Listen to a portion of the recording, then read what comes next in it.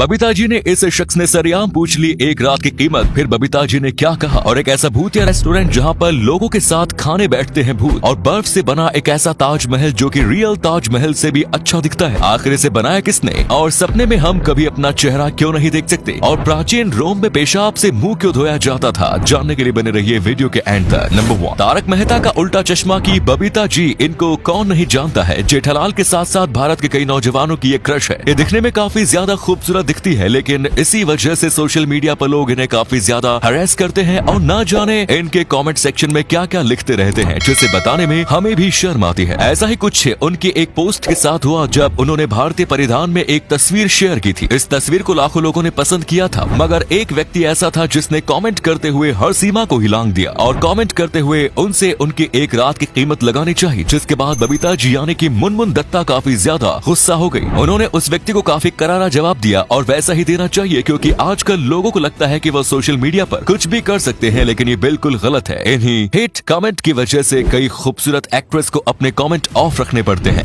Number 2, दोस्तों एक ऐसा रेस्टोरेंट है जिसमें अगर आप 5 सीट बुक करोगे तो आपको बस 4 सीट पर ही बैठने को मिलेगा, क्योंकि 5वीं सीट पर एक भूत आकर बैठेगा। जी हाँ, आपने बिल्कुल सही सुना, लेकिन डरिए नहीं, ये किसी प्रकार का असली भूत नहीं है, बल्कि ये 90 के दशक के वाला नकली भूत होगा। हालांकि इसके बावजूद इस भूत का मेकअप काफी डरावना है और ये भूत काफी अजीबोगरीब हरकतें करते हुए खाने को आएगा, जो कि देखने में बहुत डरावना लगता है। और अगर आप कमजोर दिल वाले हो तो आपको यकीनन डर लगेगा। साथ में इस जगह का माहौल भी काफी ज्यादा भूतिया है। यहाँ पर लाइट बहुत ज्यादा डिम होती है और यहाँ पर अजीबोगरीब आवाजें भी आती रहती है। यहाँ पर सब पर सेट किया जाता है ताकि आपको डराया जा सके। अगर आप बोरिंग से रेस्टोरेंट में जाकर थक गए तो आपको इस जगह को जरूर ट्राई करना चाहिए। यहाँ का एक्सपीरियंस अनबिलीवेबल होगा। भूतों वाले इस रेस्टोरेंट का नाम शैडोज है। नंबर 3, दोस्तों प्राचीन रोम के लोग पेशाब को काफी ज्यादा मान्यता देते थे। इसी वजह से वो पेशाब को कभी भी फेंका नहीं करते थे। शहर में जितना भी पेशाब होता था वो सबको इकट्ठा करके रखते थे और उसे कई अलग अलग कामों में इस्तेमाल किया जाता था। जैसे कि आपको यकीन नहीं होगा, लेकिन पेशाब से कई लोग घर भी साफ किया करते थे। साथ में किसी को चोट लगती थी तो इसके ऊपर भी पेशाब से बना एक लेप लगाया जाता था। इसे और भी काफी अलग अलग कामों के इस्तेमाल में लिया जाता था। लेकिन एक बात आपको चौंका देगी, क्योंकि वहाँ के लोग पेशाब से मुंह भी धोया करते थे और पेशाब को माउथ वॉश के रूप में भी इस्तेमाल करते थे। वैसे तो पेशाब में अमोनिया, नाइट्रोजन और हाइड्रोजन आता है, जो कि काफी अच्छे से साफ सफाई करता है, लेकिन इसके बावजूद पेशाब में बैक्टीरिया होते हैं जो कि बहुत ज्यादा हानिकारक होता है, लेकिन तभी के लोगों को ये पता नहीं था। नंबर 4, जम्मू कश्मीर में इन दिनों बर्फबारी का दौर चल रहा है और गुलमर्ग से कुछ तस्वीरें सामने आ रही हैं जो सबको अपनी तरफ आकर्षित कर रही हैं। इन तस्वीरों में सबसे खास बर्फ का ताजमहल है। बर्फ से बने ताजमहल को देखने के लिए पर्यटक आ रहे हैं। ये सभी तस्वीरें ग्रैंड मुमताज होटल की हैं, जहां पर ये ताजमहल भी बना हुआ है। ये बर्फ से बना ताजमहल असली ताजमहल से भी ज्यादा सुंदर लग रहा है, क्योंकि ये बर्फ से बना हुआ है और काफी यूनिक है। ताजमहल देखने आई एक पर्यटक ने बताया कि मुझे यहाँ आकर काफी अच्छा लग रहा है। आपको बता दें कि ये ताजमहल होटल के स्टाफ ने बनाया है। 16 फीट की ऊंचाई के साथ ये 24 फीट इंटू 24 फीट के क्षेत्र को कवर करता है। ग्रैंड मुमताज होटल में काम कर रहे लोगों का कहना है कि इसे बनाने में करीब 17 दिन का समय लगा था। जैसे ही बर्फ का सीजन जाएगा तो ये धीरे धीरे पिघलने लगेगा, लेकिन जब तक के लिए ये एक टूरिस्ट अट्रैक्शन रहेगा।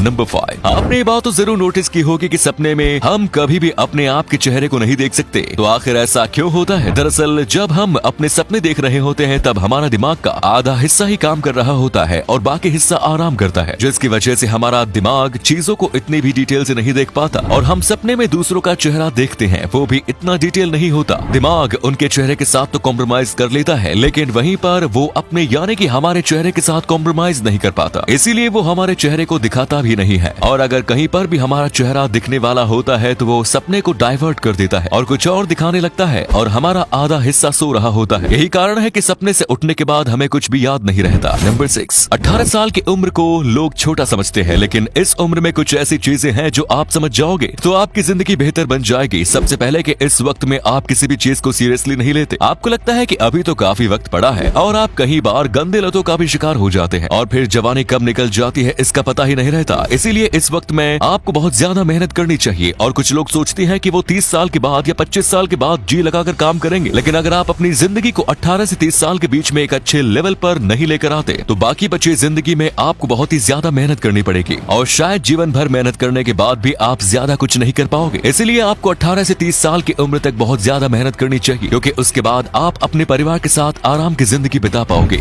नंबर 7, नागालैंड के मोम जिले में एक ऐसा गाँव है जो की आधा भारत में आता है और आधा म्यांमार में। जी हाँ, आपने बिल्कुल सही सुना, एक छोटा सा गांव है जिसका नाम है लोंगवा। यहाँ के लोगों को भारत और म्यांमार दोनों जगह की सिटीजनशिप मिल चुकी है। इस गाँव में कुछ घर तो ऐसे हैं जिनका किचन म्यांमार में आता है, तो उनका बेडरूम और हॉल भारत में, यानी कि ये खाना बनाते म्यांमार में है लेकिन खाते भारत में है। और यहाँ की संस्कृति भी काफी ज्यादा अलग है क्योंकि इसमें म्यांमार और भारत दोनों की संस्कृति को मिलाया जाता है। यहाँ पर जाने का एक्सपीरियंस काफी हटके है। आपने ऐसी बॉर्डर के बीच में आने वाली जगहों के बारे में कई बार सुना होगा, लेकिन क्या आप जानते थे कि ऐसी जगह भारत में भी मौजूद है?